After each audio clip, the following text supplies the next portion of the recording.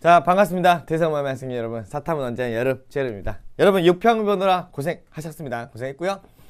전체적인 난이도는 쉬웠습니다. 깔끔했고요. 우리 평가원 우리 박사님들이 기존에 작년까지는요, 어떻게 하면 시험을 어렵게 출제할 수 있을까라는 마인드를 가지고 출제를 한 것 같은데, 작년 수능부터 작년 수능부터 이번 육모까지 보면요, 어떻게 하면 우리 학생들이 편안히 쉽게 문제를 풀 수 있을까라는 생각으로 문제를 출제하고 있는 것 같아요.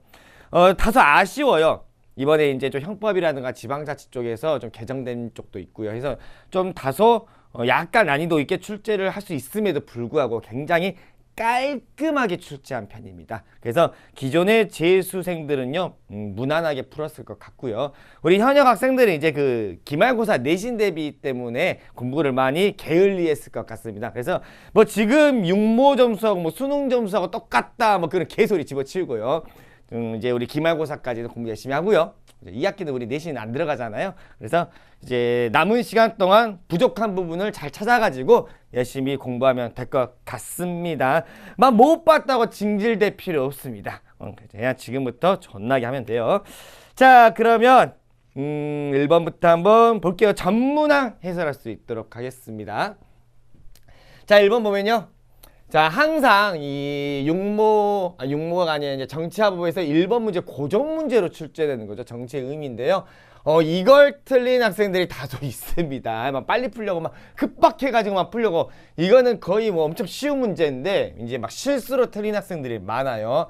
차라리 육모 때 실수해버린 것이 낫습니다. 수능 때 실수한 것보다 괜찮아요. 괜찮습니다. 막 저한테 DM으로 어저께 보낸 학생이 있어요. 다 맞았는데 1번은 틀렸다고 해요.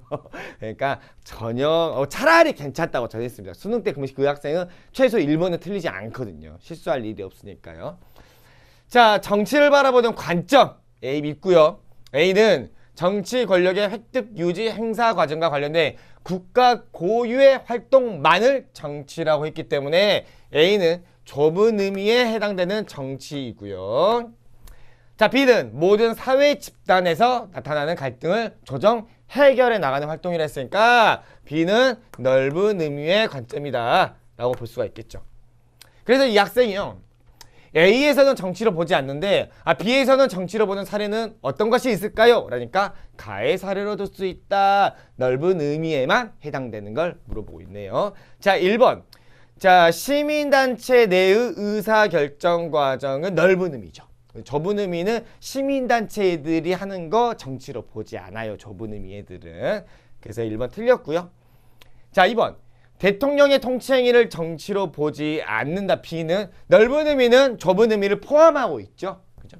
그래서 보지 않는다가 아니라 본다라고 해야 맞겠죠. 자, 3번.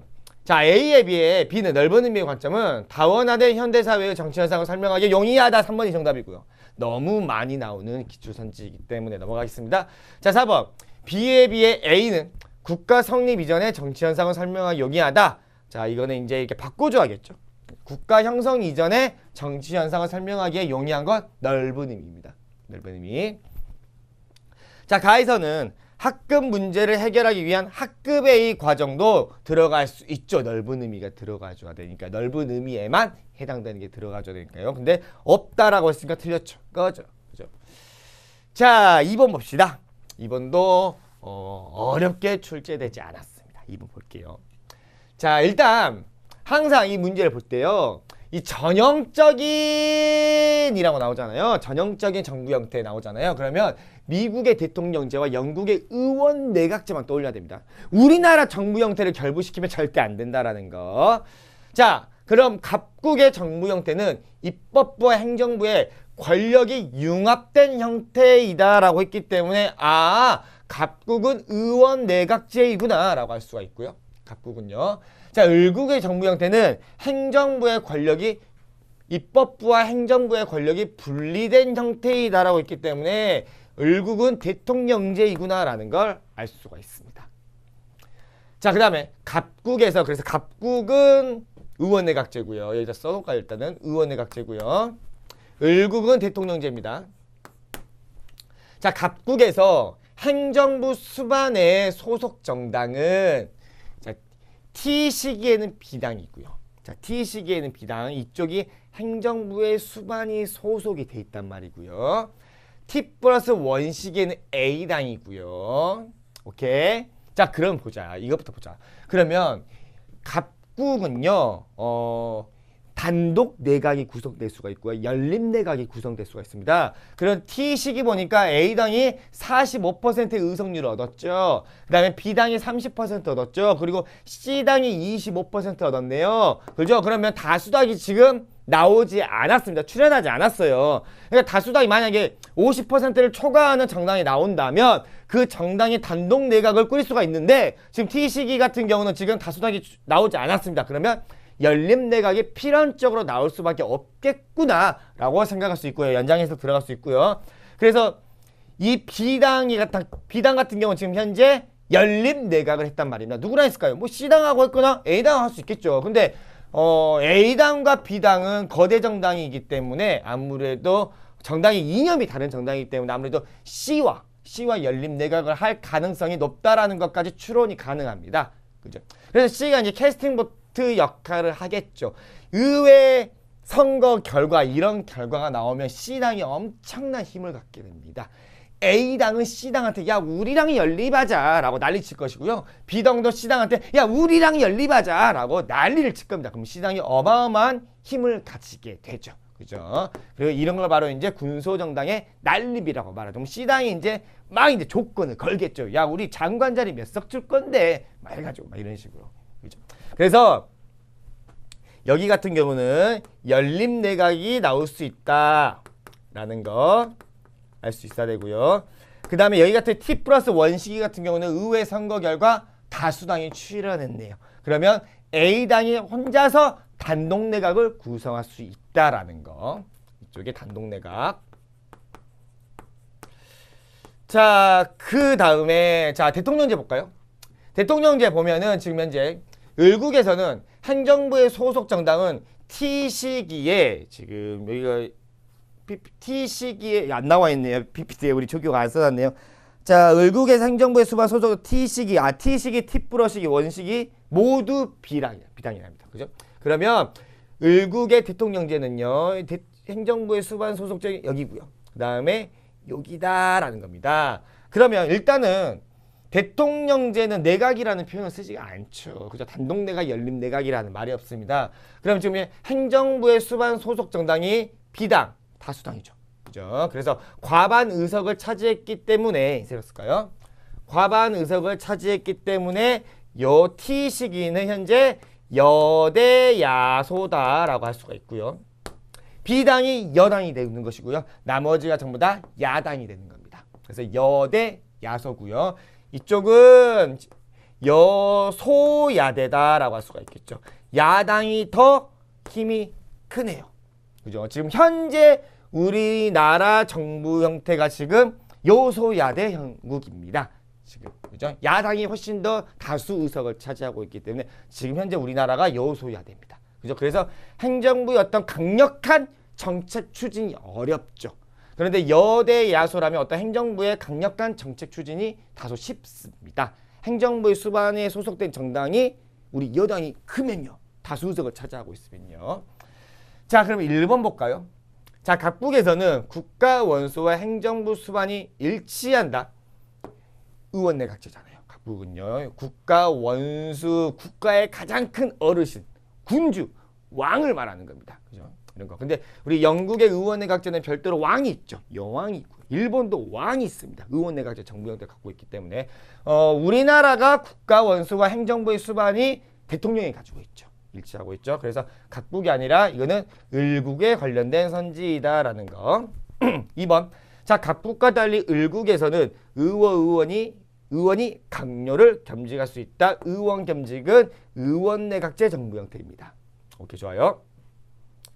자, 3번 보면요. 자, T+1 시기비에 T 시기에 각국에서는 행정부 수반이 각국에서는 행정부 수반이 법률안 거부권 행사 가능성이 높을 것이다. 법률안 거부권은 대통령제 특징이죠. 그죠? 근데 지금 각국은 의원내각제입니다. 그래서 틀렸고요. 여기도 마찬가지죠. 내각 불신임권은 의원 내각제 특징이죠. 의원내각제 내각 부신인권은 의원내각제 특징인데 지금 현재 을국은 대통령제이기 때문에 틀립니다. 그래서 미스매치다라고 볼 수 있고요. 자, 그 다음에 5번. 자, T+1 시기비에 T 시기에 을국에서는 행정부의 강력한 정책 추진이 용이했을 것이다. 여대 야소이기 때문에 T 시기는요. 그래서 정답은 5번이 되는 것입니다. 잘못 나왔네요. 밑으로 가져와야 됩니다. 5번입니다. 정답 5번. 자, 그 다음에 3번 볼게요.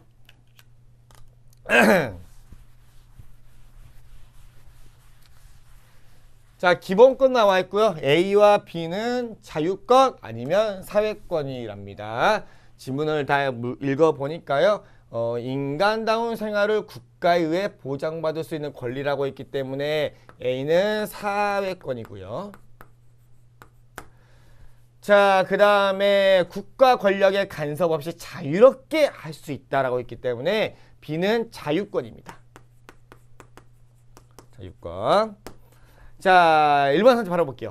자, 국가의 특정 행위를 요구할 수 있는 절차적 권리는 청구권이죠. 자, 그 다음에 2번. 자, 실질적 평등 실현에 기여하는 권리다. 이거 사회권이네요. 그죠? 근데 A와 달리 B라고 했으니까 틀렸고요. 자, 다른 기본권 보장을 위한 수단적 권리 청구권입니다. 수단적 권리 청구권 암기하고 있어야 되고요. 자, B와 달리 A는 근대 입헌주의 헌법에서부터 보장되는 권리다. 아니죠. 사회권은 현대부터 강조되는 권리입니다. 현대 복지국가부터요. 그래서 틀렸고요. 근대가 아니라 현대고요. 자, A, B 모두 기본권 제한의 요건과 한계가 준수될 경우 법률로서 제한될 수 있는 권리다. 그래서 정답은 5번이 되는 겁니다. 기본권은 제한이 가능하다라고 우리 헌법 제37조 2항에 명시가 돼 있죠. 근데 단 제한은 가능하지만 뭐는 안 돼요? 침해는 안 된다라는 거. 오케이. 제한과 침해는 다릅니다. 오케이. 제한이라는 것은 야 거기 안 돼 하지마 요 정도가 제한이고요. 야 이 새끼 하지마 하고 때려부고 밟아부고 꽃갱이 심어불고 막 이런 거는 침해입니다. 안 돼요. 좋습니다. 4번 갈게요. 자, 보면요. 자, 법치주의 나와 있네요. 자, 갑은 보면 적법한 절차를 거쳐 제정된 법률이라도 실질적 정의에 합치되지 않는다면 국가 권력 행사는 정당화되지 않는다라고 갑이 말했기 때문에 이거는 실질적 법치주의를 말하고 있고요. 저는 그렇게 생각하지 않습니다. 입법에 필요한 모든 합법적인 절차를 거쳐 제정된 법률이라면 그 법률에 의한 그 국가 권력 행사는 정당화된다고 생각한다라고 했기 때문에 이쪽은 형식적 법치주의다라고 볼 수가 있고요. 자, 1번. 자, 갑의 관점은 국민의 기본권 보장이라는 법치주의의 목적을 가지고 있는 걸 간과한다고 했으니까 틀렸죠. 그죠? 자, 2번. 자, 을의 관점은 형식적 법치죠. 통치의 형식적 합법성뿐만 아니라 정당성까지 확보해야만 강조하는데 이거는 지금 실질적 법치주의를 이야기하고 있습니다. 3번. 자, 을의 관점과 달리 갑의 관점은요. 법률의 내용이 헌법에 부합하는 여부를 심판할 수 있는 제도를 인정하죠. 우리 위헌법률 심판제도를 강조하고 있죠. 우리 실질적 법치주의는요. 자, 4번. 갑을 모두 국가 권력의 자의적 행사를 방지하기 위해 통치자가 법의 구속을 받아야 한다고 본다. 4번이 정답입니다. 이게 네모칸이 아래로 내려와야 되는데 우리 그 스튜디오 그 컴퓨터에 글꼴이 없어가지고요. 그래가지고 좀 약간 뒤틀렸습니다. 4번이 정답입니다. 둘 다 법치주의입니다. 둘 다 법치주의예요. 자, 5번. 자, 법치주의는 역사적으로 형식적 법치주의에서 실질적 법치주의로 변천해 갔다라고 보는 게 맞겠죠? 5번 봅시다. 자, 지방자치고요. 다소 아쉽습니다. 좀 더 어렵게 출제가 가능했음에도 불구하고 너무 쉽게 출제가 됐어요. 좀 아쉽고요. 자, 5번. 자, 다음 자료에 대한 설명으로 옳은 것은 자, A는 지방자치단체를 대표하고 지방자치단체의 사무와 법령에 따라 A에게 위임된 사무를 관리하고 집행한다라고 말을 했죠. 그래서 A는 지방자치단체장이다. 자, 지방자치단체장이다 라고 볼 수 있고요. 자, B는 조례의 제정, 개정 및 폐지 등을 의결한다 라고 했죠. 조례안이 B에서 의결되면 B의 의장은 의결된 날로부터 일정한 기간 내에 A에게 이를 이송해야 된다라고 했기 때문에 B는 현재 지방의회와 관련된 것이고요. B는 지방의회고요. 그리고 이제 이 조례 제정, 개정 및 폐지 있잖아요. 자, 이거는 현재 그 주민 발안을 이야기하고 있는 겁니다. 자, 우리 주민이 예전에는 이 조례 있잖아요. 이 조례가 이제 지방법이잖아요. 지방법. 그죠? 선생님이 살고 있는 광주도 광주시 조례가 있습니다. 그죠? 서울도 서울시 조례가 있고요. 인천도 인천시 조례가 있고요. 대구도 대구시 조례가 있습니다. 이렇게 각 지방법 있잖아요. 이 지방법을 새로 만들어 좀 달라. 아니면 기존에 있던 것을 좀 수정해 달라. 아니면 기존에 있던 걸 좀 없애달라고 우리 주민이 직접 안을 발의할 수 있거든요. 근데 이걸 예전에는요, 지방자치단체장에게 먼저 청구를 하고요. 그 지자체장이 지방의회에다가 제출하는 그런 루트로 갔는데 개정됐습니다. 개정돼가지고 이게 주민발언이 직접 민주주의 요소인데 왜 지자체장이 먼저 한 단계를 건너서 가야 되냐라고 해가지고요. 개정됐습니다. 그래서 이제는 주민 조례 개폐 청구는요. 주민이 직접 지방의회에 청구할 수 있도록 개정됐습니다. 오케이, 좋아요. 자, 그러면 1번 볼까요? 자, 주민에게는 기억의 청구권이 인정되지 않는다. 인정되죠. 이게 주민 발안인데요. 그죠? 꺼져. 거의 새끼야. 그죠? 자, 2번. 자, A와 달리 B의 의원은 주민의 선거에 의해서 선출된다. 둘 다 지방선거 때 선출이 되죠. 우리 며칠 전에 지방선거 했었거든요. 둘 다 지방선거로 주민의 선거로 당선된 애들입니다. 달리가 틀렸고요. 3번. 자, B의 의장과 달리 B의 의장이라는 것은 이제 지방의회 의장님이 계시겠죠. 이제 시의회 의장, 뭐 구의회 의장, 뭐 이런 사람도 있겠죠. 군의회 의장, 뭐 도의회 의장, 그죠? 국회의원은 국회의장 이렇게 있고요. B의 의장과 달리 이제 B의 의장도 마찬가지로 의원이죠. 의원, 그죠? 자, A는요.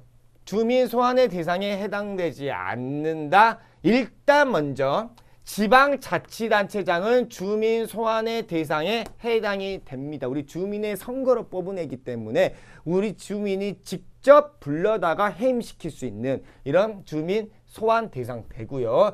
그 다음에 의회 안에는 지방의회 안에는요. 지역구 의원이 있고요. 비례대표 의원이 있죠. 근데 지역구 의원은 주민 소환의 대상이 됩니다. 되는데요.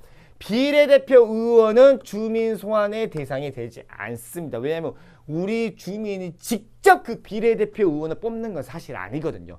정당의 투표에서 그 정당에서 의원을 뽑는 것이기 때문에 우리 주민이 직접 뽑는 것은 아니기 때문에 우리 주민 소환의 대상이 되지는 않습니다. 비례대표 의원은요. 그거 꼭 알고 있어야 되고요. 자, 그래서 틀렸고요.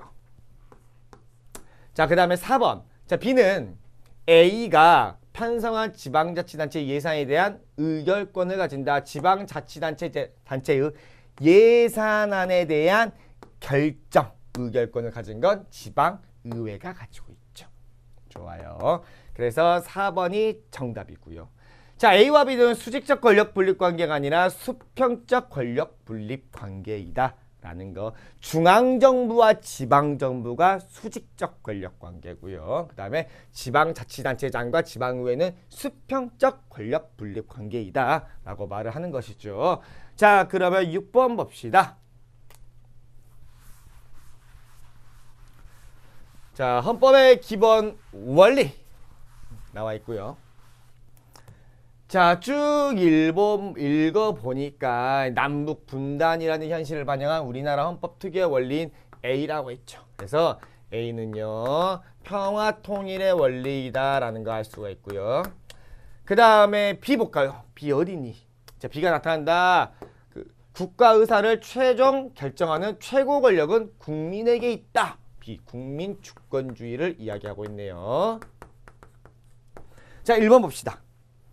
자, A는 직접 민주주의적 요소를 배제하고 대의제에 따른 국가 의사 결정 과정을 강조한다. 그렇다고 볼 수는 없죠. A가 평화통일의 원리인데 직접 민주주의 요소를 배우고 대의제에 따른 국가 의사결정을 강조한다. 그거는 맥락이 맞지 않습니다. 평화통일의 원리와 전혀 부합하지 않는 말입니다. 그래서 X고요. 자, 2번. 자, 국민주권이죠. 실행방안 보통선거, 참정권 보장, 국민주권이죠. 그래서 2번이 정답이고요. 자, 3번. A와 달리 B는 헌법의 이념적 기초로서 법률 제정과 정책 결정의 방향을 제시한다. 이거 달리가 틀렸네요. 둘 다 해당됩니다. 헌법의 기본 원리 모두 다 헌법의 이념적 기초로서 법률 제정과 정책 결정의 방향을 제시하고 있습니다. 그래서 헌법의 기본 원리는 개정의 대상이 되지도 않아요.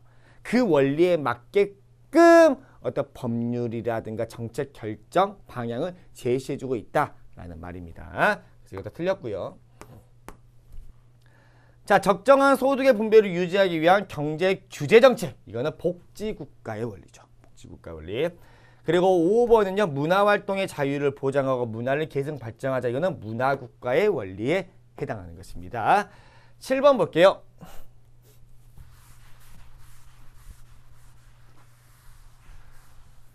자, 봅시다. 자, 갑에게는 현재 자녀 을과 병이 있답니다. 갑에게는 자, 자녀 을이 있고요. 병이 있네요. 자, 을은 A가 운영하는 커피 전문점에서 아르바이트를 하던 중에서요. 을이 알바를 했답니다. 근데 부주의로 손님 B에게 뜨거운 커피를 쏟아서 화상을 입혔답니다. 을이 B에게 화상을 입혔대요. 그죠? 한편 자, 그 다음에 을은 A가 그러면은 A가 운영하는 데니까 A가 사장님이겠네요. 사용자를 말하는 것이고요. 을은 피용자입니다. 을은 피용자고요. 자, 한편 갑은 장기간 여행을 간 친구 C의 부탁으로 C의 반려견을 데리고 혼자 산책하던 중에서 갑의 부주의로 반려견인 행인 D를 물어서 D가 다쳐버렸답니다. 갑이 C의 반려견을 데리고 있으니까 갑이 데리고 가다가 누구를 다치게 했나요? D를 다치게 했네요. 그러면 지금 현재 동물 점유자이죠. 갑이요. 그죠? 자, 그 다음에 그동안 집에 혼자 있던 병의 부주의로 창틀에 있던 화분이 떨어져 지나가는 행인 E가 다쳤답니다.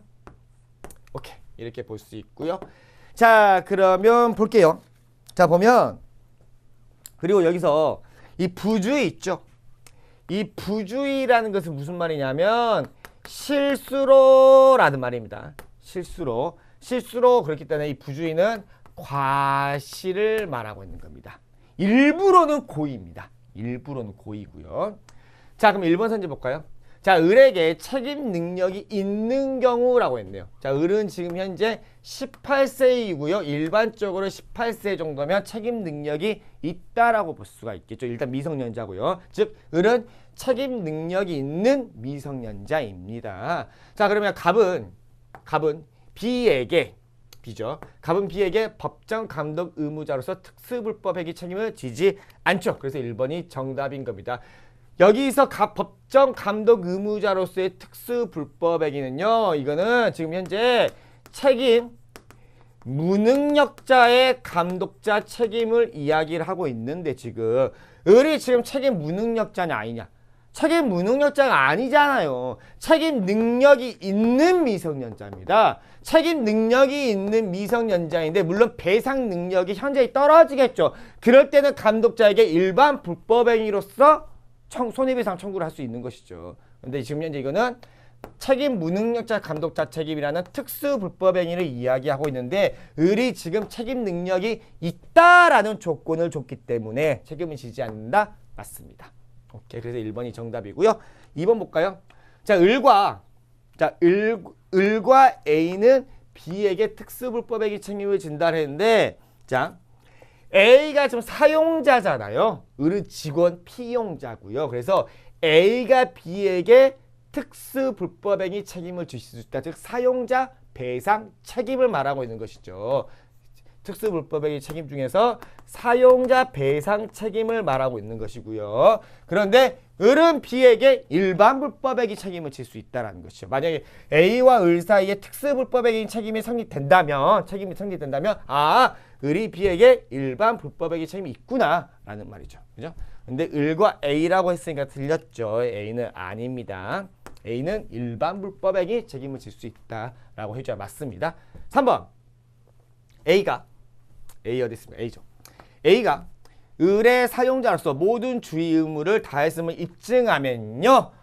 그러면 면책됩니다. 면책되기 때문에 A는 B에게 불법행위 책임을 진다? 아니죠. 그죠? 나는 과실이 없다. 나는 얘 관리가 더 잘했다. 라는 과실이 없음을 입증한다면 면책됩니다. 면책돼요. 자, 그 다음에 4번. D 여기 있죠. 그죠? D는 C가 누구였죠? 자, C죠. 이거 이제 그 동물의 주인이죠. 원래 주인. 그죠? D는 C가 아닌 갑에게는 특수불법행위 책임을 물을 수가 없다. 갑에게 물을 수가 있죠. 동물 점유자 책임.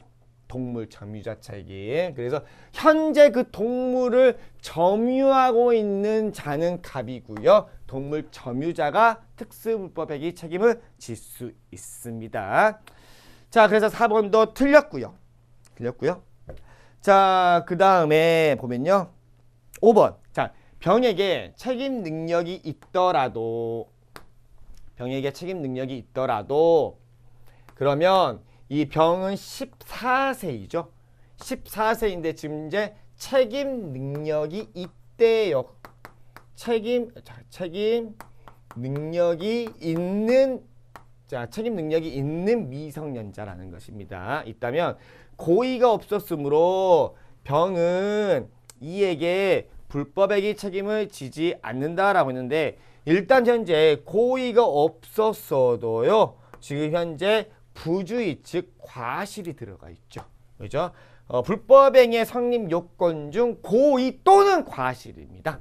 고의 또는 과실이죠. 근데 고의가 없었지만 과실이 있었기 때문에 불법행위 책임을 진다라고 볼 수가 있겠죠. 그죠? 책임 능력이 있고요. 이렇게 있기 때문에 자, 그래서 정답은 1번이 되는 것이고요. 그 다음에 8번 볼게요.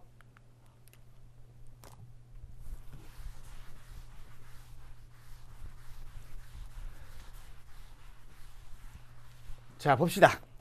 자, A는요. B의 후보자로 지명된 갑에 대한 인사청문회를 실시한 후에 갑에 대한 임명 동의안을 처리하였습니다. 라고 했습니다. 임명 동의안을 처리했답니다. 동의를 했다라고 했네요. 누가요? A가 했다고 했네요. 아, 그러면 A는 일단은 국회이겠구나 라고 알 수가 있고요. 그 다음에 C가 갑을 B로 임명하면 갑은 C의 명을 받아서 행정각부를 통할하게 된다. 행정각 부처 있죠. 뭐 국방부 이런 거 있잖아요. 국방부 아니면 뭐 법무부, 뭐 국토부 이런 행정각부를 통할하게 된다. 지휘하게 된다라는 겁니다. 그죠? C의 명을 받아서 그러면 행정각부를 통할한 건 국무총리입니다. 국무총리예요. 그러면 B가 국무총리가 되는 것이고요. 자, 그 다음에 C가 대통령이 되는 것이죠. 자, 그 다음에 한편 갑은 국가 세입 세출의 결상 법률이 정한 단체 회계검사. 그 D는 감사원이다라는 거. 자, 그러면 1번 볼까요? 자, B는요. 국무총리는 긴급 재정 경제 명령 및 처분권을 가진다. 선생님이 개념 때도 설명했지만 예를 들어 설명했기 때문에 여기서는 개념을 생략하겠습니다. 긴급 재정 경제 명령 및 처분권은 대통령이 국가 원수로서 행사할 수 있는 권한입니다. 긴급 재정 경제 명령 및 처분권은요. 그래서 B가 아니라 A다라는 거. 자, 2번. D는요. 감사원은 국가 예산안을 심의 확정하는 권한을 이거는 국회가 갖고 있죠. 그래서 2번도 틀렸고요. 자, 3번. A는 C가 체결한 조약에 대한 비준권이 아니라 비준 동의권이다라고. 비준 동의권 국회는요. 이거 헷갈리면 안 되고요. 4번. 자, D는요. B의 소속가에 있지만 아니죠. 감사원은 대통령 직속 기구입니다. 그래서 틀렸고요. 물론 업무의 독립성은 보장이 됩니다. 보장되고요. 자, 그 다음에 5번이 정답이네요. A는요. 국회는요. B의 해임을 C에게 건의할 수 있습니다. 이게 바로 이제 국회는요. 국무총리 또는 국무위원 있죠. 국무위원의 해임을 건의할 수 있습니다. 또한 국무총리는 각 부처의 장관, 국무위원이죠. 국무위원을 대통령에게 해임 좀 시켜달라라고 건의할 수가 있습니다. 말 그대로 그래서 건의의 성격만 갖고 있는 것이지 대통령은 그 해임 건의안에 대해서 구속력은 없습니다. 안 들어도 상관이 없어요. 생각해봐. 너희 학교에서 담임선생님한테 건의하잖아. 그러면 다 들어줘요? 담임선생님이? 안 들어주는 경우도 많잖아요. 담임선생님 마음이잖아요. 아이 싫어 임마! 이럴 수 있잖아요. 대통령도 마찬가지예요. 그러니까 말 그대로 어떤 정치적인 것입니다. 사실은 정치적인 거. 해임 건의는요. 할 필요가 없어요. 그죠? 자, 그래서 이거는 뭐 그렇고요. 5번이 정답이고요. 9번 볼까요? 자,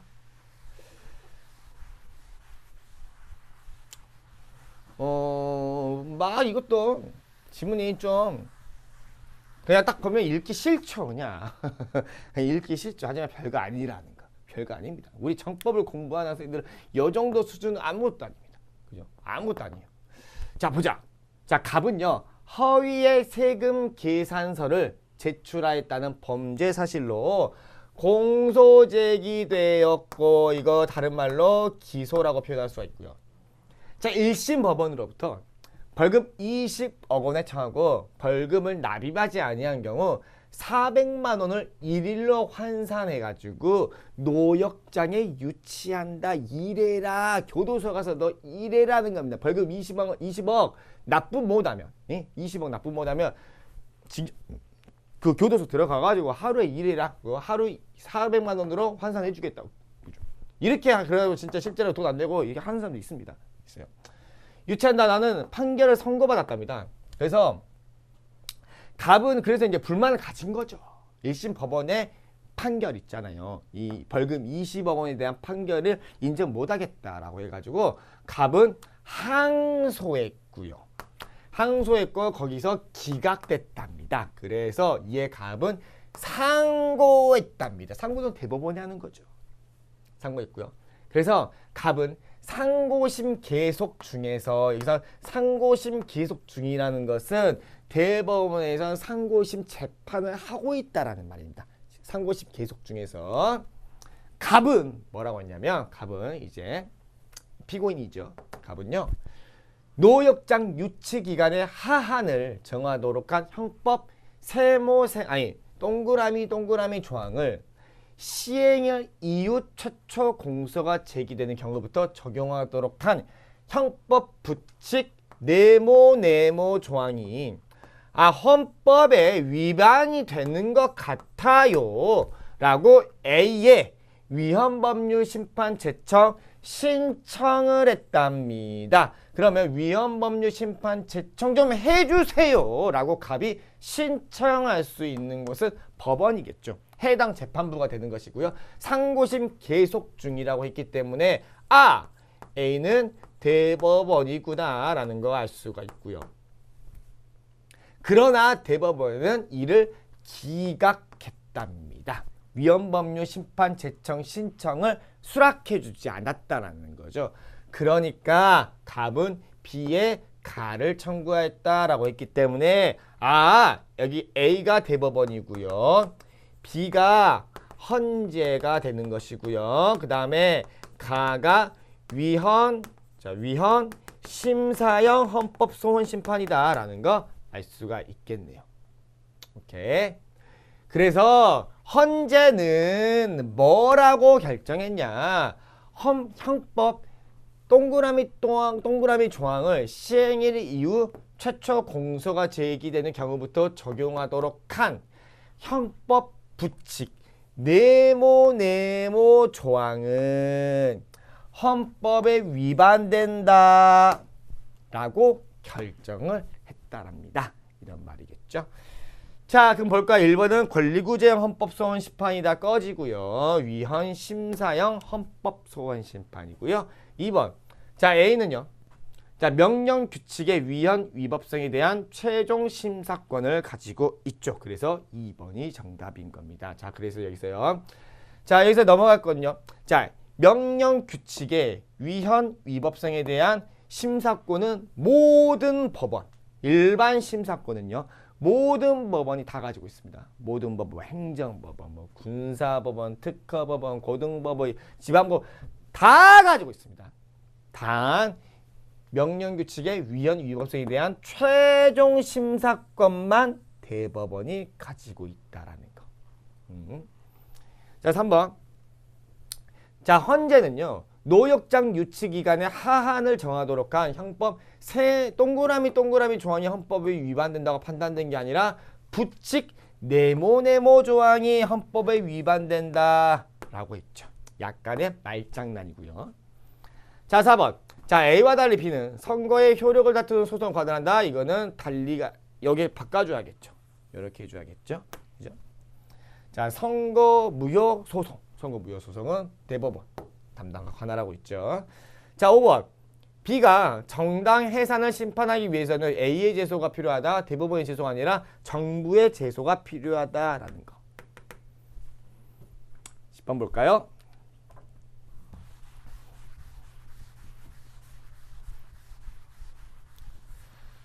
자, 볼게요. 자, 갑은요. 25세고요. 자, 을의 지갑을 절취하던 중 적발되어 사법경찰관에게 쫓기다가 열쇠가 꽂힌 채 길거리에 주차된 병의 오토바이를 발견했답니다. 그래서 갑은요.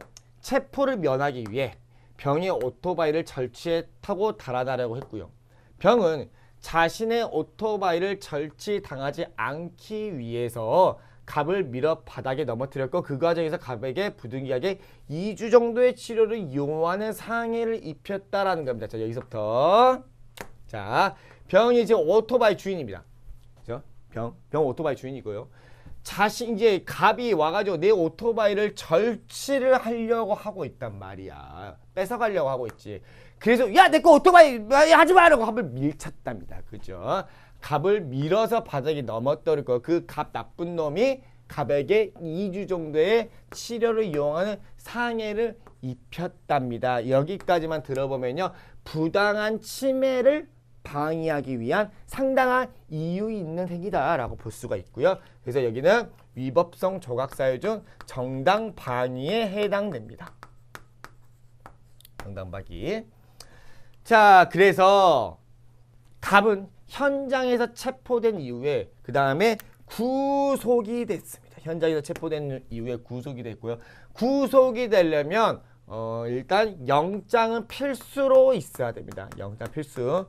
구속 판사가 발부한 구속 영장 필수입니다. 물론 체포 같은 경우는요. 원칙은 일단 체포 영장이라는 것이 있어야 됩니다. 단 현행범이나 긴급 체포의 경우는 영장 없이 체포는 가능합니다. 하지만 구속은 반드시 구속 영장이 있어줘야 됩니다. 그래서요. 체포된 이후에 구속되었고요. 사건이 검찰에 송치된 이후에 불구속 상태에서 기소가 됐답니다. 그러니까 체포된 이후에 구속되었고 검찰에 송치된 후에 불구속 상태로 기소가 됐답니다. 이렇게 기소가 됐고요.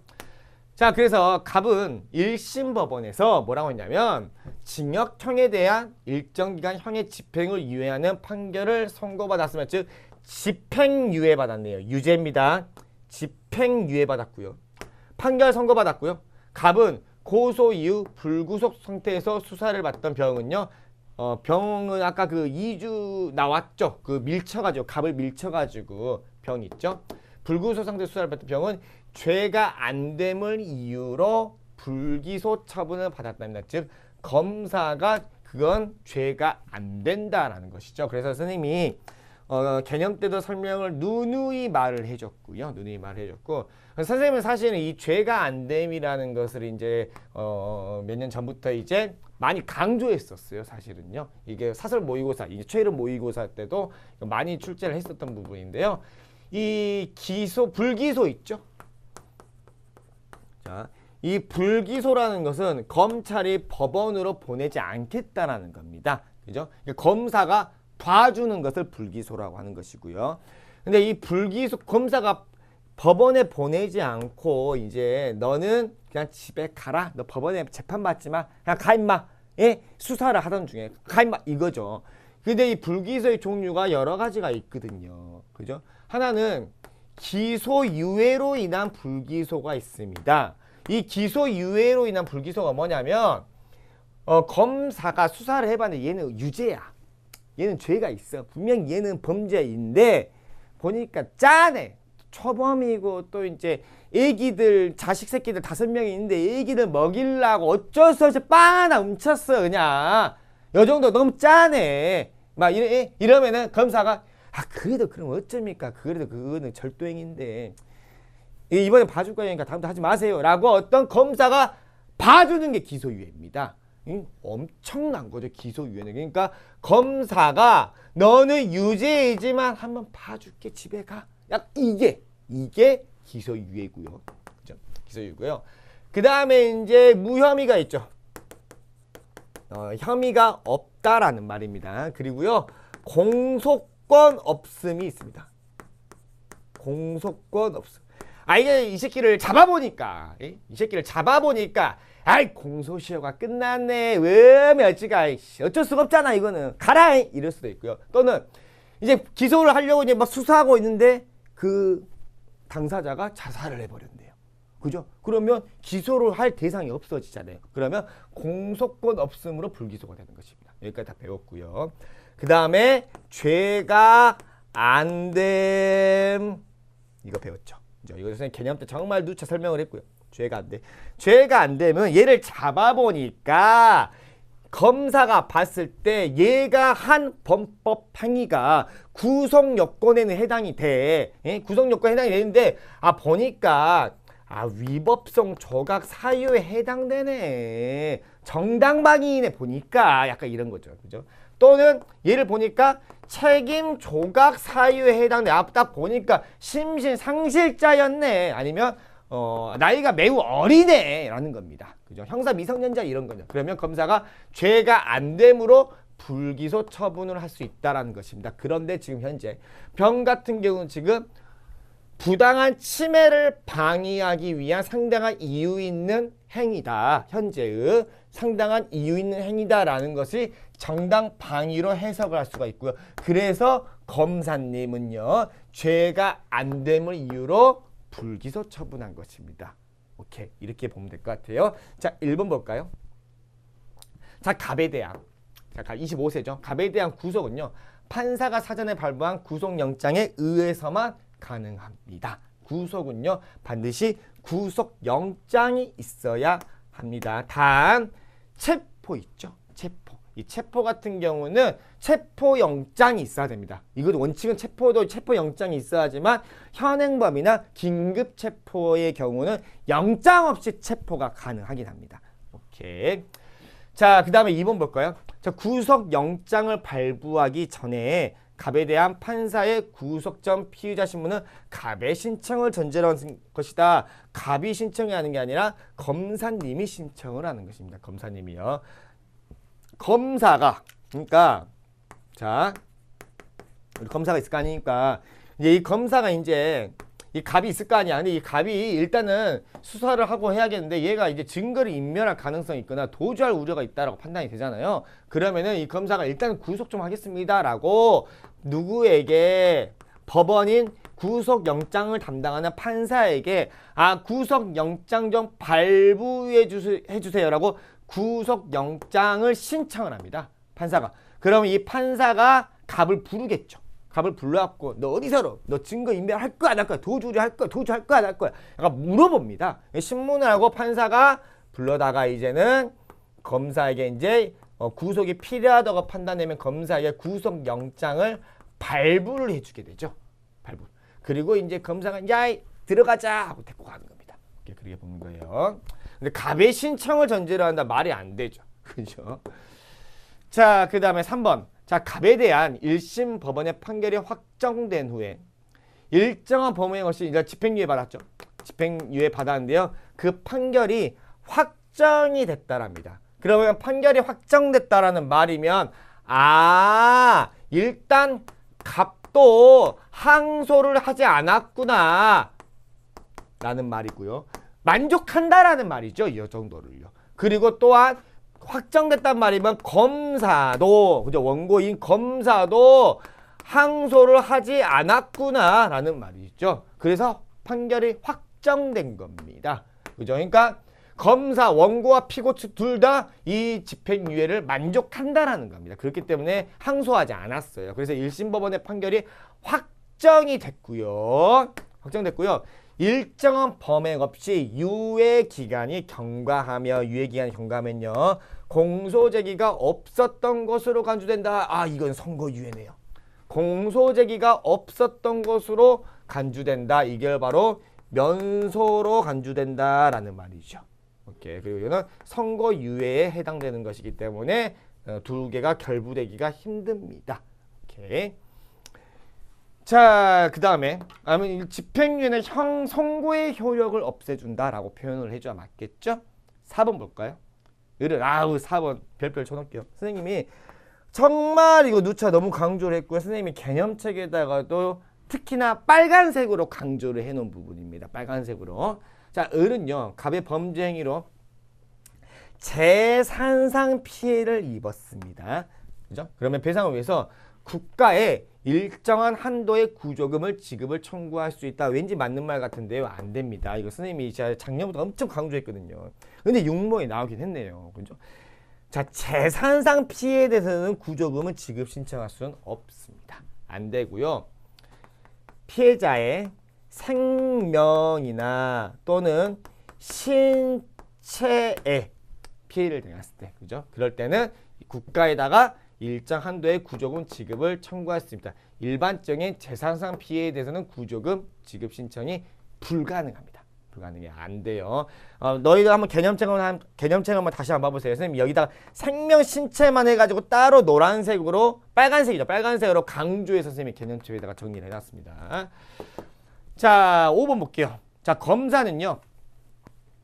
자, 검사는 병의 갑에 대한 상행위가 객관적 법질서에는 위반이 되지만 비난 가능성이 없다고 판단한 게 아니라 위법성 조각 사유에 해당한다. 정당방위에 해당한다라고 판단이 됐을 겁니다. 그래서 비난 가능성은 책임을 말하는 것이죠.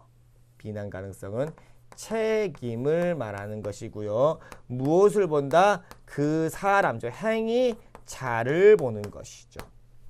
그렇죠? 비난 가능성은 책임입니다. 자, 그래서 정답은 1번이고요. 자, 11번 볼 수 있도록 할게요. 자, 11번 볼게요. 자, 밑줄 책 기억부터 니을에 대한 옳은 설명을 보기 위해서 고른 것은 다 읽었다고 가정을 하겠습니다. 문제가 쉬우니까요. 자, 기억. 자, 기억에서 선거죠. 투표에 참여하는 것은 정치 과정에서 산출에 해당한다, 투입에 해당한다라고 하는 것이 적절하겠죠. 산출은 정책 결정 기구의 어떤 결정, 아웃풋을 말하고 있는 것이고요. 산출은요. 자, 니은은 세모세모 학회죠. 정치 과정에서 정책 결정 기구에 해당하지 않죠. 정책 결정 기구라는 것은 입법부, 행정부, 사법부, 어떤 선관위, 지자체 등등의 결정을 정책 결정 기구라고 말을 합니다. 정답은 디귿과 니을이 정답입니다. 오케이, 좋아요. 넘어갈게요. 자, 12번 보겠습니다. 자, 이 국제관계를 바라보는 관점이면요. 항상 현실주의 또는 자유주의 관점만 찾으면 되고요.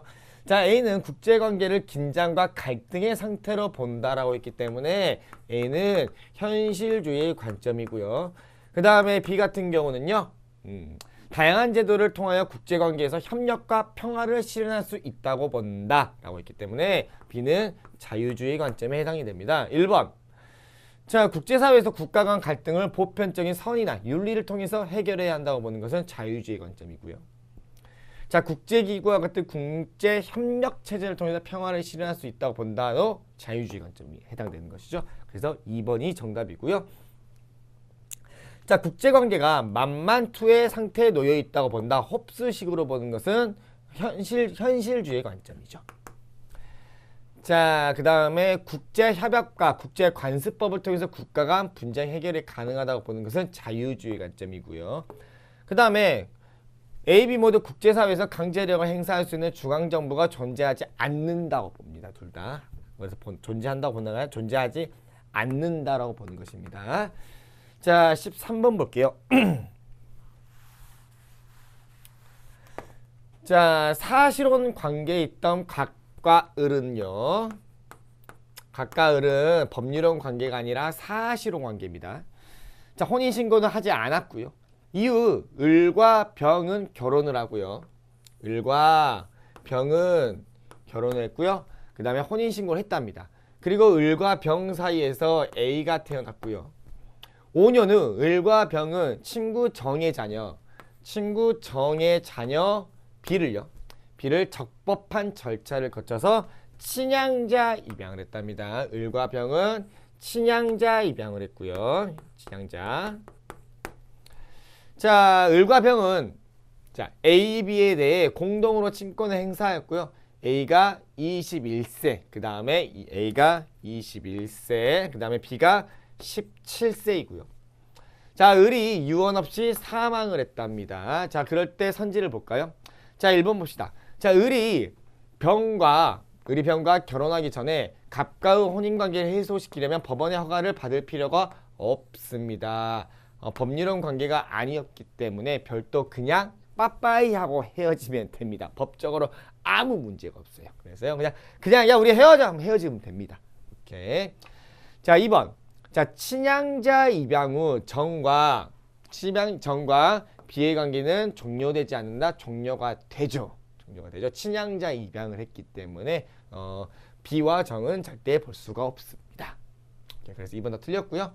자, 입양된 B는요. 친양자 입양입니다. 입양된 B는 을과 병의 혼인 중 출생자로 간주가 된다. 친양자 입양은 혼인 중 출생자로 간주가 되게 되죠. 그래서 을의 사망 시 을의 재산을 상속받을 수가 있습니다. 그래서 3번이 정답이고요. 문제 너무 쉬웠네요. 자, 을의 사망 시 자, 갑은 을의 재산을 상속받을 수 있다? 없다? 없어요. 사실혼 관계였잖아요. 없습니다. 5번. 을의 사망 시 A와 B에 대한 친권은 병에게 있다 했는데 A 같은 경우는 현재 성인입니다. 성인이 되면 친권은 소멸이 되죠. 친권은 미성년자에 대한 부모의 권리입니다. 오케이. 그래서 A가 틀렸죠. 이게 아닙니다. 14번 볼까요?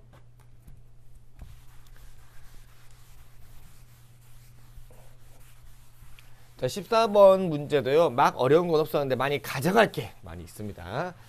자, 형법에 의한 형사처벌은 일반 시민의 법익 보호를 위해 범죄인의 법익을 박탈하는 강력한 제재 수단에 해당이 되죠. 무엇은요? 형사처벌은요. 그죠? 이때 일반 시민의 법익 보호라는 기능을 위해서 범죄인의 인권 보장이라는 기능이 무시될 수도 있어 두 기능의 균형이 요구됩니다. 오케이. 형법은요. 범죄로부터 받은 피해자를 위한 법의 성격도 가지고 있지만 범죄인을 위한 법이기도 합니다. 선생님 왜 형법이 범죄인을 위한 법이기도 하나요? 라고 하셨잖아요. 이 형법에는요. 어떤 범죄와 어떤 것이 범죄이고 그 범죄를 저지르면 어느 정도까지 형벌이 부과되어야 함을 미니멈 맥시멈이 정확하게 규정이 되어 있습니다. 그래서 판사님이 형법에 나와 있는 그대로만 판결을 해야 되지 꼴배기 싫다고 5년 이하의 징역에 처한다라고 했는데 8년 10년 내리면 안 된다라는 겁니다. 이렇게 범죄인을 위한 맥시멈, 미니멈까지도 정해져 있다라는 겁니다. 그래서 따라서 형법은 법정형을 넘어서는 형벌권 행사나 피고인에게 불리한 유추 해석은 하면 안 된다라는 금지하는 등 국가의 자의적인 형벌권 남용으로부터, 여기서 국가의 자의적인 형벌권 남용으로부터, 그러니까 쉽게 말해서 판사님이 꼴배기 싫다고 막 징역 30년 줘버리면 안 되잖아요. 법정형에는 10년 이하라고 나와 있는데, 그죠? 그럼 안 되겠죠. 그래서 범죄인의 인권을 보장하는 기능을 수행해야 하며 이를 위한 형법의 기본 원리가 가이다라고 있기 때문에 이거는 죄형 법정주의다라고 볼 수가 있겠죠. 범죄와 형벌은 법에 정해져 있어야 된다라는 겁니다. 이 원리에 따르면 적정한 법률 없이는 범죄도 없고 형벌도 없다라는 실질적 의미의 죄형 법정주의네요. 현대에 들어와서 실질적 의미, 우리 적정한 있죠. 그죠? 근대의 죄형 법정주의는 그냥 법률이 없으면 범죄도 없고 형벌도 없다였지만 현대에 들어와서는 적정한 법률 없이는 범죄도 없고 형벌도 없다라는, 이거는 실질적 의미의 죄형 법정주의다. 실질적 의미의 죄형 법정주의에 관련된 이야기고요. 자, 그러면 기억 볼게요. 자, 가는 죄형 법정주의고요. 기억, 범죄의 성립과 처벌은 행위시법에 의한다. 행위시법에 의한다. 이 원칙은 소급표 금지의 원칙을 말하고 있죠. 그러니까 범죄의 성립과 처벌은 그 범죄자가 행위했을 때 그때 당시에 있었던 법률만 해석해서 적용할 수 있지, 이 행위시법이 없어. 그러니까 어떤 새끼가 잘못을 했는데 법률이 없네, 야 너 잠깐 기다려 해가지고 이후에 법을 만들어가지고 법률을 제정해서 소급해서 얘를 처벌한다, 그거 안 된다라는 겁니다. 그러면은 어떤 국가 권력의 남용이라고 할 수가 있겠죠. 그죠? 그게 소급표 금지의 원칙이죠. 그래서 이거 의한다 원칙, 죄형 법정주의 파생 원칙 중에서 소급표 금지의 원칙에 해당되는 것이기 때문에 기억은 일단 맞고요. 자, 2번 니은. 자, 의회에서 적법한 입법 절차에 따라 제정된 형식적 의미의 형법에만 적용된다라는 겁니다. 근데 아니죠.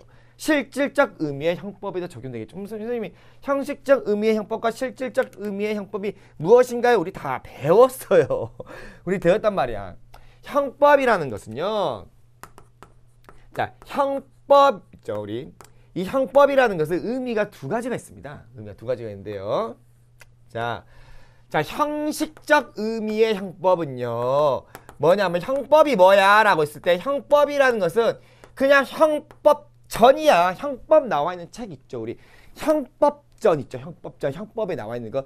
이 형법전만 형법이야 라는 게 형식적 의미의 형법이고요. 실질적 의미의 형법이 뭐냐면 형법전뿐만 아니라 범죄와 형벌이 규정되어 있는 법은 다 형법이라고 볼 수가 있어 라는 겁니다. 그래서 군형법, 이것도 형법은 아니지만 여기 안에도 범죄와 형벌이 규정되어 있어 라고 했기 때문에 이것도 형법이라고 볼 수가 있어. 좀 더, 그러니까 실질적 의미의 형법은 좀 더 포괄적으로 보고 있습니다. 그 다음에 군형법, 그 다음에 우리 도로교통법 있죠.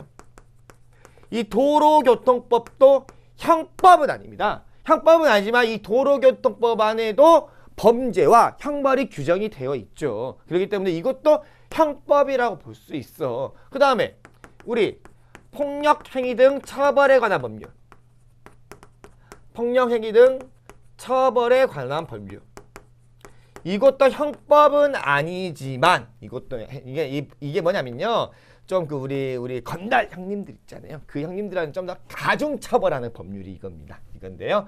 이것도 전부 다 형법이라고 볼 수 있어라는 겁니다. 이게 형법의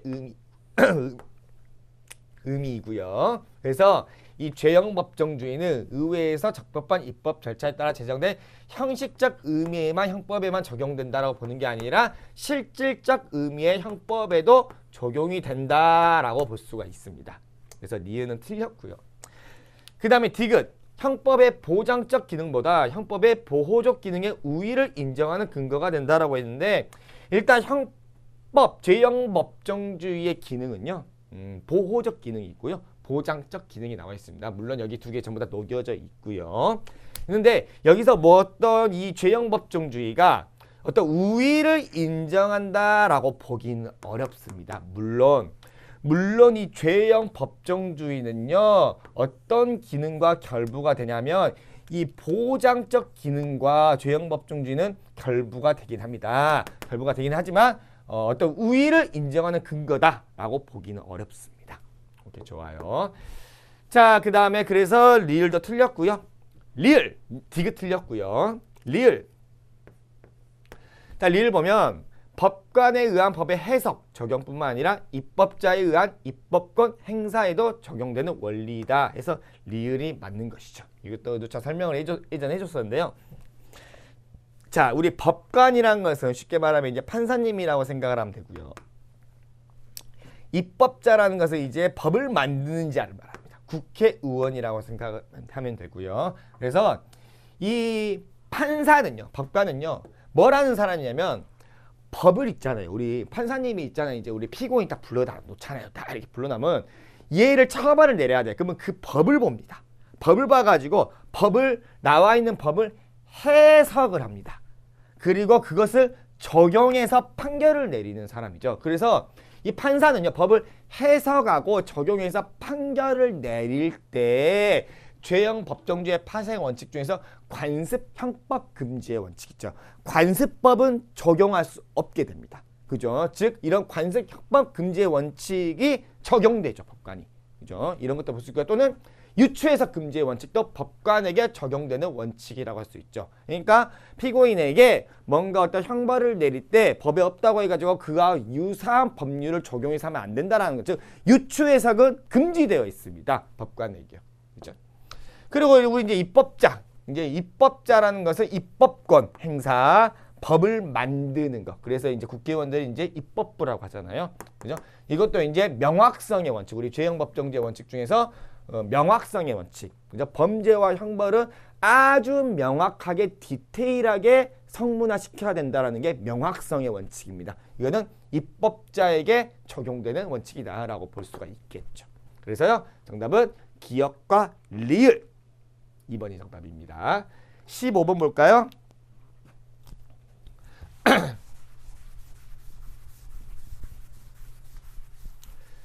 자, 가에 들어갈 수 있는 내용으로 옳은 것은 이라고 나와 있고요. 자, 저는 15세인데요. 15세. 연소 근로자네요. 연소 근로자는 15, 16, 17세까지 연소 근로자입니다. 자, 얼마 전 저는요, 또 중학교도 졸업을 했습니다 라고 나와 있으니까 뭐 근로하는데 이상이 없다라는 말이고요.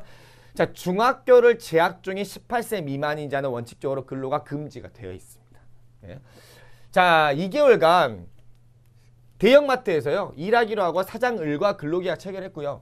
그리고 근무일 중 하루인 토요일에 1시간 추가로 근로하는 것에 대하여 현재 을과 협의 중에 있습니다. 저는 친권자인 부모님께 근로계약 내용에 대해 말씀드릴 동의서를 받았고요. 연령을 증명하는 가족관계 기록상에 관한 증명서와 함께 을에게 제출도 했고요. 을에게서 교부받은 근로계약서 내용 일부를 보내드립니다. 저의 근로계약에 대한 법적 판단은 부탁드립니다. 업무 내용, 마트 내 상품 정리 이상 없고요. 소정 근로시간 11시부터 6시까지네요. 그죠? 그러면 휴게 시간은 1시간 있네요. 그러면 일일 근로시간에 얘는 6시간 일을 했구나 라고 할 수가 있겠죠. 그죠? 그러니까 마트 안에는 7시간이 있었고요. 마트 안에는 7시간이 있었고 1시간 휴게 시간이. 휴게 시간은 근로시간에 포함되지 않기 때문에 일단 일한 시간은 6시간입니다. 6시간이고요. 그리고 이제 근무일은 매주 수요일부터 일요일입니다. 휴일은 매주 월, 화, 요일 날 쉬기로 약속을 했고요. 제가 선생님이 개념 때도 정말 설명을 누차 강조했지만 이 휴일 있죠. 이 휴일은 주말이 아닙니다. 휴일과 주말은 달라요. 주말은 토요일, 일요일이고요. 개 좋은 날이죠. 선생님은 인간 강사로 데뷔한 지로 주말이 바쁩니다. 그렇죠? 예전에 학교 선생님이었을 때는 주말이 개 좋았는데요. 이제 주말이 싫어요. 일해야 되는 날이거든요. 그죠? 자, 그리고요. 이 휴일이 뭐냐면요. 사용자와 근로자와 쉬기로 약속한 날. 그 날이 휴일입니다. 오케이? 이렇게 그래서 매주 월, 화요일이 휴일이다 라는 말입니다. 1번. 자, 갑의 친권자가 갑의 근로계약 체결을 대리하지 않았으므로 근로기준법에 위배된다. 아니죠. 대리 계약 안 됩니다. 본인이 직접 계약해야 되고요. 자, 2번. 자, 을이 갑을 근로자로 사용하기 위해서는 고용노동부 장관이 발급한 취직인허증이 연소 근로자는 필요가 없죠. 고용노동부 장관이 발급한 취직인허증은요. 15세 미만인 자들. 오케이. 요 애들 있죠. 15세 미만인 자들은 원칙적으로 근로가 금지되어 있습니다. 그런데 단 고용노동부 장관이 발급한 취직인허증이 있다면 근로가 가능하죠. 우리 아역 배우들 생각하면 됩니다. 걔들도 돈 많이 벌어요. 나보다 돈을 많이 버는 애들이 많아요. 우리 아역 배우들도요. 그죠? 고애들도 우리 그런 귀여운 아이들도 일을 하는 거잖아요. 그죠? 연기하고 배우들 있잖아요. 연기 다 일하는 겁니다. 이렇게 고용노동부 장관이 발급한 취직인허증이 필요한 건 15세 미만인 자들입니다. 자, 3번. 자, 갑은 연소 근로자이고요. 일요일 근로가 원칙적으로 금지된다. 아닙니다. 아니에요. 휴일 근로가 원칙적으로 금지된다 라고 해줘야 맞겠죠. 자, 4번. 갑은 친권자의 동의를 얻어야 을에게 독자적으로 임금 청구도 본인이 단독으로 할 수가 있습니다. 자, 그래서 이게 틀렸고요. 5번. 갑이 을과 합의하에 토요일에 1시간 추가 근로를 하더라도 근로기준법상 1일 법정 근로시간을 초과하지 않습니다. 맞죠? 그죠? 이거는 1일 6시간이고요. 연소 근로자는요. 1일에 7시간 근로가 가능하죠. 그러면 일주에는 35시간 근로가 가능하고요. 그 다음에 연장 근로는 1일 1시간 기준으로 5시간, 일주 5시간 연장 근로 가능해서요. 전부 다 토탈해서 총 40시간 근로가 가능합니다. 연소 근로자는요. 근데 법정 근로 시간을 초과하지 않았죠. 그래서 괜찮습니다. 그래서 5번이 정답이고요. 16번 볼게요.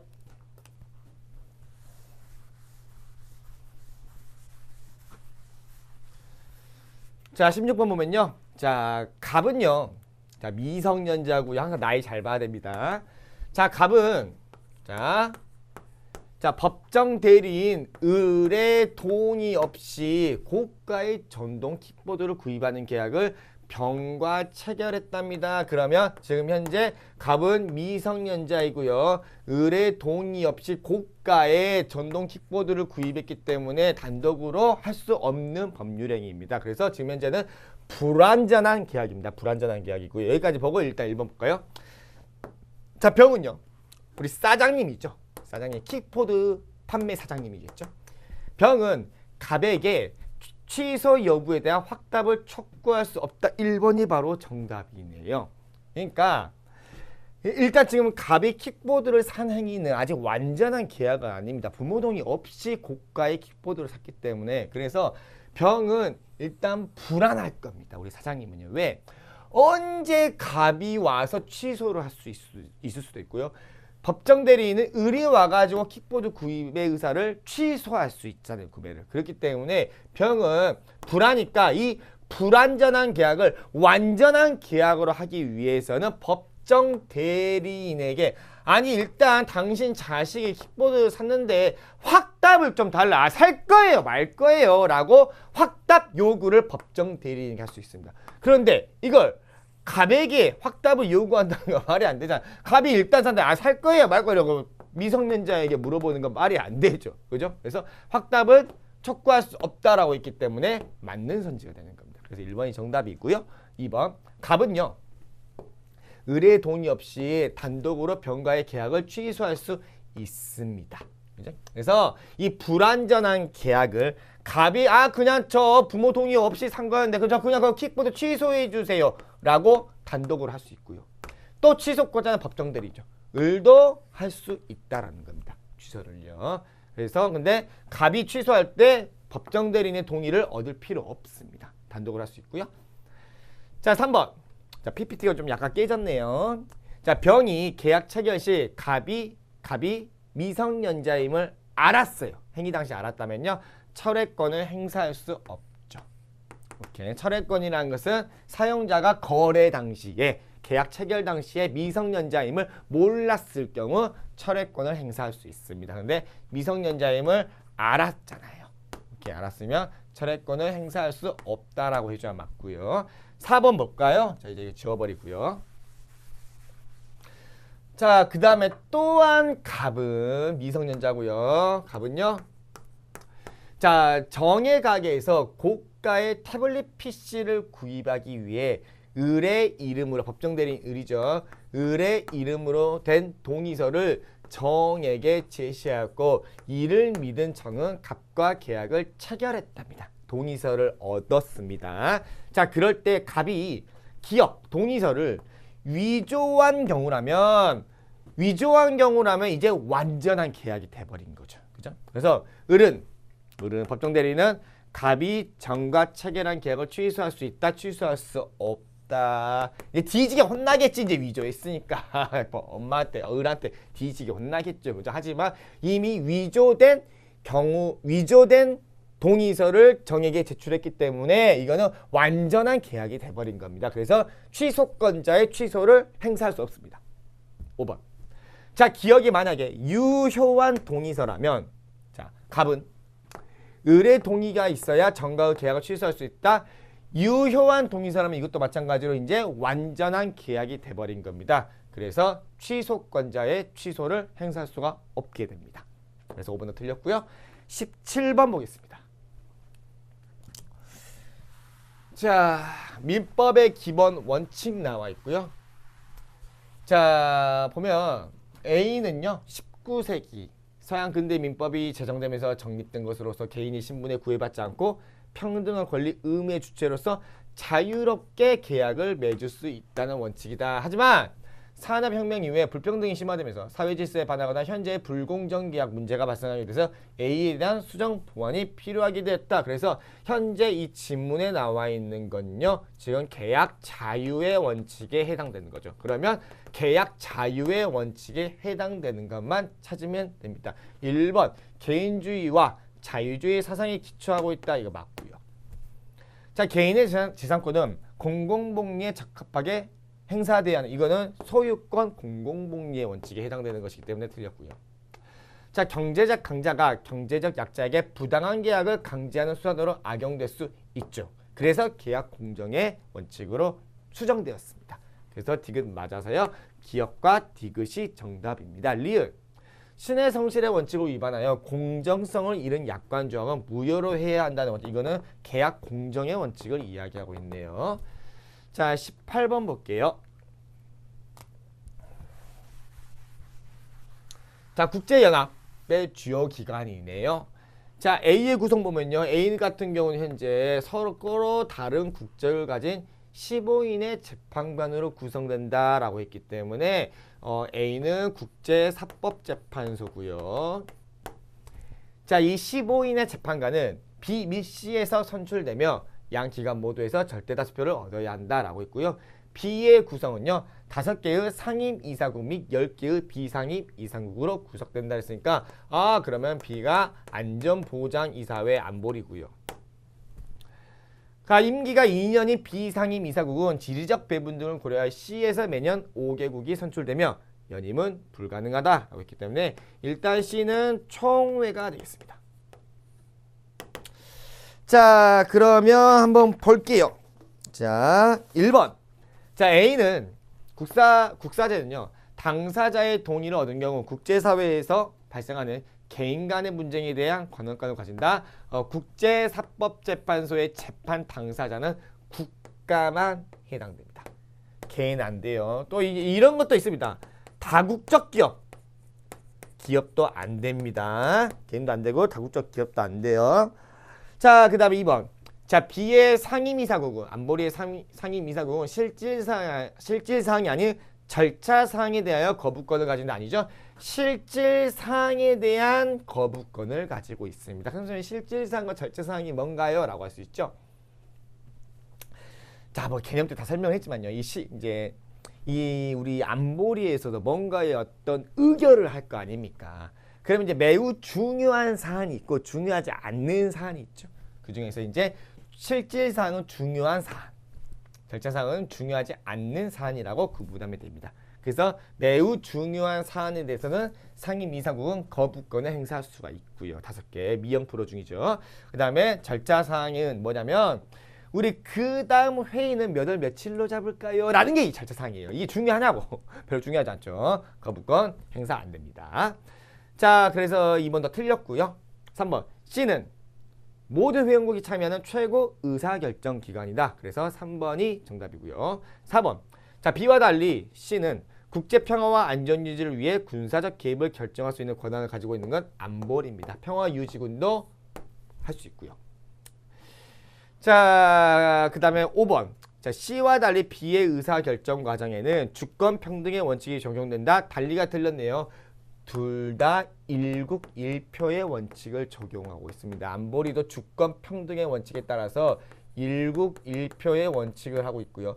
총회도 주권평등의 원칙에 따라서 1국 1표의 원칙을 행사하고 있습니다. 단 안보리의 1국 1표의 그 상임이사국의 하나의 표는 가치가 더 높다라고 말하는 겁니다. 물론 주권평등의 원칙은 같습니다.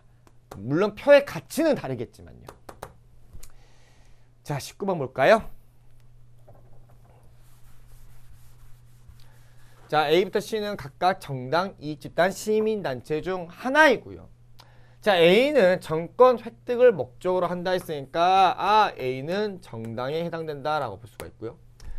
또한 A는 특수한 이익을 추구하는 B의 비이익집단이네요. 그럼 뭐 C는 볼 필요도 없겠네요. 시민단체고요. 1번 바로 볼게요.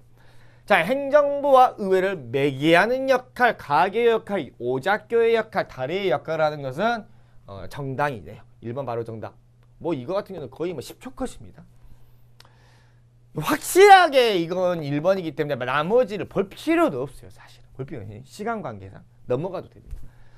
자, 이익집단은요 정치적 중립을 이익집단이 왜 정치적 중립을 지켜야 하나요? 안 해도 됩니다. 안 해도 돼요. 정당은 정치적 중립, 정당도 정치적 중립 안 지켜요. 완전 진보 보수 확실합니다. 이념이 강해요. 그죠? 자, 정치적 책임을 지는 것은 정당이고요. 정치 사회화 기능을 하는 것은 모두 다 해당되고요. 이것도 B, C는 정치 권력을 감시하고 견제하는 기능을 한다. A와 달리 A도 다 할 수 있죠. 자, 마지막 20번입니다. 자, 마지막 20번. 20번이요. 그렇게 모르겠어요. 이제 최근 평가원에서 출제하고 있는 유형이라고 보기는 어렵죠. 그죠? 하지만 이제 우리 이제 정법 평가원 박사님들도 이제 아는 것 같아요. 이제 우리 기존에 나와 있는 기출 문제들을 이제 학생들이 많이 풀 줄 알구나. 그러면 좀 더 다른 유형으로 한번 출제를 해볼까? 근데 어렵게 되면 욕먹을 것 같아. 그러니까 좀 다른 유형으로 내면서 좀 매우 쉽게 출제한 겁니다. 근데 딱 봐요. 딱 보면 풀기 존나 싫게 생겼죠. 하지만 정법은 수학이 아니다라는 거. 굉장히 이 문제는요. 덧셈 나눗셈도 아닌 곱셈 나눗셈도 아닌 덧셈 뺄셈만 하면 알면 풀 수 있는 쉬운 문제였다라는 거. 잘 볼게요. 자, 대표 선거를 앞둔 동그라미 단체는 환경보호 정책에 대하여 논의 중이다. 이에 모든 회원은 101명으로 대상으로 환경보호의 선호도를 1에서 11의 점수로 구분해 조사했고요. 자, 그 결과는 아래 옆이죠. 그래프와 같으며 가로축이 선호도 점수고요. 그 다음에 세로축이 회원수를 나타내는 겁니다. 이 나와 있죠. 회원수명. 자, 이 대표 선거에 회원 A, B, C, D가 출마를 고민 중이며 이들의 선호도 점수는 A는 4, B는 5, C는 7, D는 9랍니다. 자, A는 선호도 점수가 4고요. B는 선호도 점수가 5고요. C는 선호도 점수가 7이고요. D는 선호도 점수가 9랍니다. 네, 9가 아니라 D라고 써줘야죠. D. 오케이. 자, 그래서 이제 땡 단체는 대표 선거제도로 1안과 2안 중 하나를 채택하려고 한답니다. 자, 1안은요. 가장 많은 표를 얻은 1인이 당선된다. 소선거구제도 단순다수 대표제도를 말하고 있고요. 2는요. 자, 1차 투표에서 과반을 득표한 후보자가 당선되나 과반 득표자가 없을 경우 득표수가 많은 상위 2인에 대해서 결승전 간답니다. 이건 결선 투표제 말하고 있죠. 절대 다수 득표제를 이야기하고 있고요. 단 조건이 밑에 달려 있습니다. 단 모든 회원은 출마한 후보자의 선호도 점수 알고 있고요. 선호도 점수가 동일한 집단의 각 회원은 자신과 선호도 점수 차이가 작은 후보자에게 한 표를 행사한답니다. 별표 쳐놓고요. 선호도 점수가 동일한 집단의 각 회원은 자신과 선호도 점수 차이가 가장 작은 후보자에게 한 표를 행사한답니다. 자, 선호도 점수 차이가 가장 작은 후보자가 만약에 2명이야. 차이가 적은 후보자가 똑같네. 2명이라면 두 후보자는 해당 집단 전체 표의 절반씩을 얻는다라는 조건이 달려 있습니다. 단 후보자는 자신에게 투표하며 결선 투표에 진출하지 못한 경우 결선 투표 시 자신과 선호도 점수 차이가 또 작은 후보자에게 투표하게 된답니다. 오케이, 이런 말이죠. 자, 그러면 일단은 1번 선지와 2번 선지는 너무 쉽죠. 일단 그대로 놔둘게요. 자, 2라는 소선거구제도였고요. 2안은 이제 결선투표제였죠. 자, 2안의 선거제도가 선거비용 감소에 유리하다. 선거비용의 감소에 유리한 건 2안이겠죠. 소선거구제 얼마나 간편해요. 그냥 투표에서 1등만 당선시키면 끝나. 근데 결선투표제는 1차 투표에서 과반수 득표자가 나오지 않으면 또 해야 되나 2차 투표. 더 선거 비용이 더 많이 들겠죠. 2안이. 그래서 1번 틀렸고요. 2번. 자, 2안에 비해 1안의 선거제도는 당선자의 대표성을 높이는데 위해 당선자의 대표성을 높이기 위해서 절대 다수 대표제를 하는 겁니다. 자, 2안은요. 가장 많은 표를 얻은 1인이 당선되는 이 단순 다수 대표제예요. 소선거구제. 이건요. 과반수 득표자가 얻은 당선자가 안 나올 수도 있기 때문에 대표성이 낮은 당선자가 나올 수도 있습니다. 하지만 2안 같은 경우는 과반수의 득표자가 나올 때까지 하는 것이기 때문에 당선자의 대표성을 높은 제도입니다. 오케이, 그래서 2번도 틀렸고요. 2안에 비해 1안의 선거제도가 아니라 바꿔줘야 맞습니다. 그래서 1번, 2번은 일단 끄으면 되고요. 자, 3번. A와 B와 D만 출마한다면 1안과 2안에서 당선자는 동일인이다 라고 했습니다. A, B, D만 출마한답니다. 자, 봅시다. A와 B와 D만 출마를 한대요. 그러면 C는 출마를 하지 않는답니다. 자, 지금부터 덧셈 해볼게요. 자, 그러면 자 A 후보자와 B 후보자와 그 다음에 D 후보자가 얻은 득표 수를 한번 구해볼게요. 그런데요. 자, 1안에서는 가장 많은 표를 얻은 1인이 당선됐다고 했죠. 자, 그러면 A 후보자 볼까요? A 후보자는 몇 개의 표를 얻냐면요. 자, 여기 보면요. 각 회원들은요. 자, 각 회원들 있죠. 이 회원들은 자신과 선호도 점수 차이가 가장 작은 후보자에게 한 표를 행사한답니다. 그죠? 그러면 자, 1선호를 점수하는 유권자들과 6명이죠. 여기와 여기 애들은요. 전부 다 A 후보자를 지지한다라고 볼 수가 있습니다. 그러면요. A 후보자는 6 더하기 2선호 8 더하기 3선호 10 더하기 그 다음에 4선호 12명이네요. 그러면 14, 24, 36명이네요. 36명은 A 후보를 지지한다라고 말할 수가 있고요. 자, 그럼 B 볼까요? B는 일단 5선호니까요. 10이죠. 10 더하기 그 다음에 차이가 6선호를 지지하는 차이가 가장 작은 건 B네요. B죠. 그러면 6선호 애들도 전부 다 B를 지지한다고 볼 수 있으니까요. 10 더하기 16입니다. 자, 7선호는요. 7선호의 경우는 잘 봐요. 이 7선호의 경우는요. 지금 차이가 D도 하나 두 칸 나죠. B도 하나 두 칸 나네요.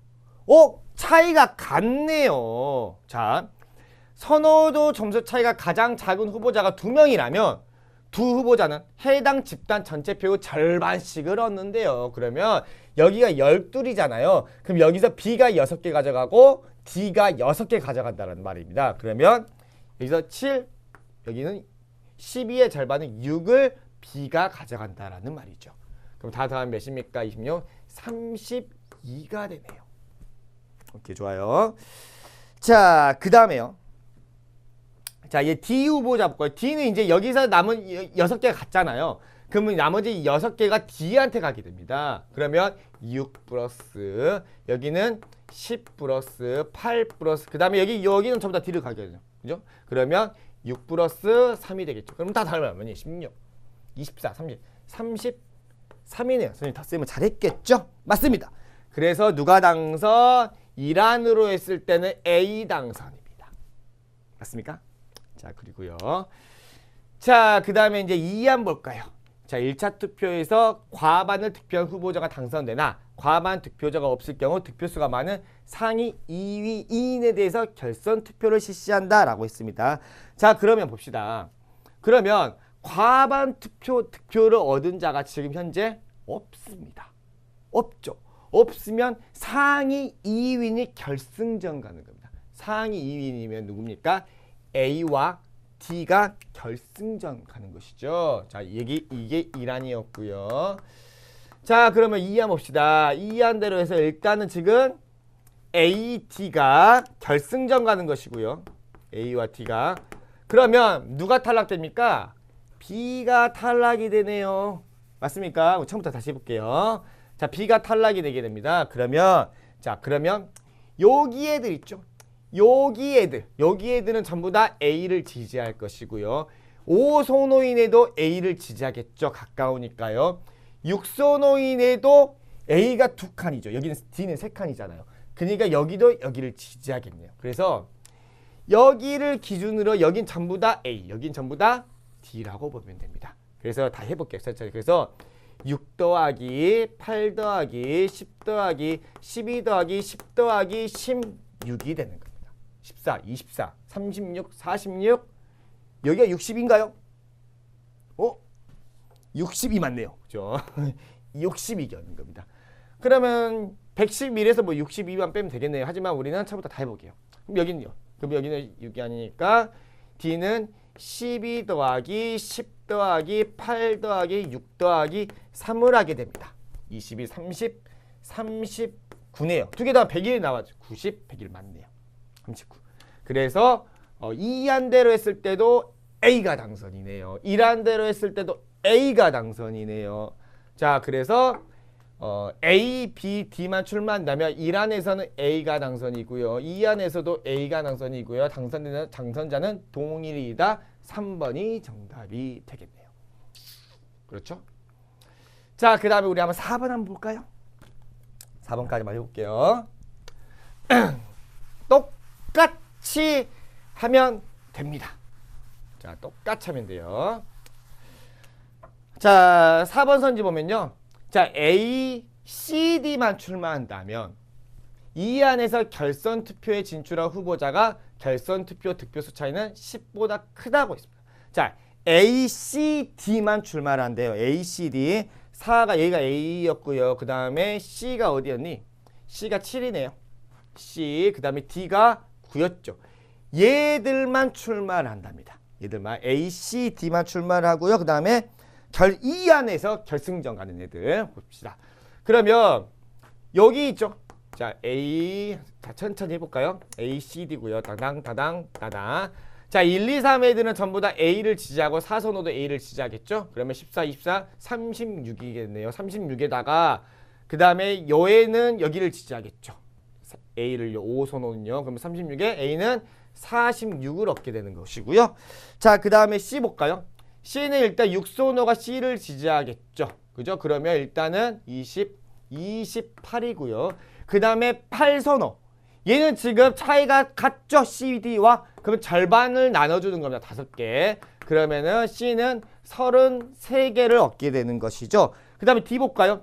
D 같은 경우는 여기서 5개가 1로 왔겠죠. 그러면 13, 19, 22가 되는 겁니다. 그죠? 그러면 과반수 득표를 얻은 자가 없기 때문에 누가 결승전 갑니까? A와 C가 결승전을 가게 됩니다. 그죠? A와 C가 결승전 가는 것이에요. 자, 그러면 A와 C가 다시 결승전을 가는 것이고요. 그러면 A가 받는 표 볼까요? 다시. 그러면 여기에 편은 전부 다 1, 2, 3선호 있죠. 1선호, 2선호, 3선호는 전부 다 A를 지지할 것이고요. 그 다음에 5선호. 여기도 A를 지지하겠네요. 그죠? 그러면 A를 지지하는 거 지금 14, 24, 36, 그 다음에 5, 46이네요. A는 46이네요. 아, 그러면 C는 뭐 안 해도 나오겠죠? 안 해도 뭐 55네. 101에서 46만 빼주면 되잖아요. 여기 다 더한 것이 주면 되니까요. 그 다음에 6, 다, 여기서부터 다 C를 주면 되죠. 그러면 이 둘의 차이 몇 납니까? 9 차이 나네요. 55에서 46을 빼면 9죠. 그죠? 그래서 다시 그래서 A, C, D만 출마한다면 이 안에서 결선 투표는 지금 이제 A, C가 결승전 같고요. 진출한 후보자 간 결선 투표 득표수 차이는 10보다 크다, 10보다 작다의 9 차이 나기 때문에. 자, 5번도 똑같이 A, B, C, D 모두 출마한다 한다면요. 이 안에서 A가 당선되는 게 아니라 결국 C가 당선이 되게 됩니다. 5번 선지는 굳이 하지 않을게요. 자, 여기까지 하겠습니다. 6평 보느라 고생들 했고요. 우리 이제 9평을 위해서 한번 달려가 볼 수 있도록 할게요. 고생했습니다.